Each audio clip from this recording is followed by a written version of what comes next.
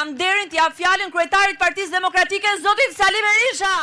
Sali Berisha mbylli foltoren për vitin 2025 me premtimin se nuk do t'ju ndahet protestave, as në vitin që po vjen. Ne mbyllim sot protestën tonë për të filluar vitin po me protesta. Kudo që shkoj, gjej një vendosmëri absolute për të ndarë me këtë të keqes sa më shpejt. Shqiptarët presin me padurim largimin e kësaj bande nga pushteti. Ju garantoj ju se opozita është sot më vendosur se kur të përmbush misionin e saj.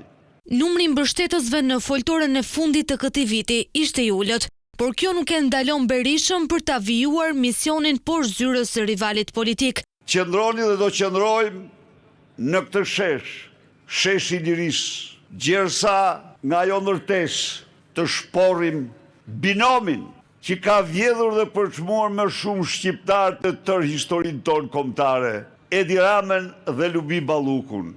Kreu i opozitës pati një koment dhe për protestën e qytetarëve të Vlorës, të cilët prej ditësh janë pa ujë. Të rinjtë e Vlorës, qytetarët e Vlorës mbushën sheshin dhe bëjnë përgjegjëse Edi Ramën dhe qeverinë për situatën e tyre dramatike. Por si Vlora, problemet tilla ka gjithë Shqipëria, ndëshkime qeveritare ka gjithë Shqipëria.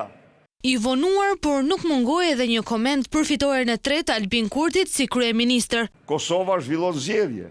Kosova çdo krizë e zgjidh në përputhje me ligjin.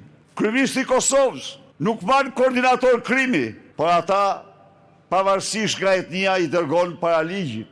Qeveria atje lufton fort për veprimtarinë më transparente, ndaj dhe zgjidh çdo krizë, çdo problem në mënyrën më demokratike.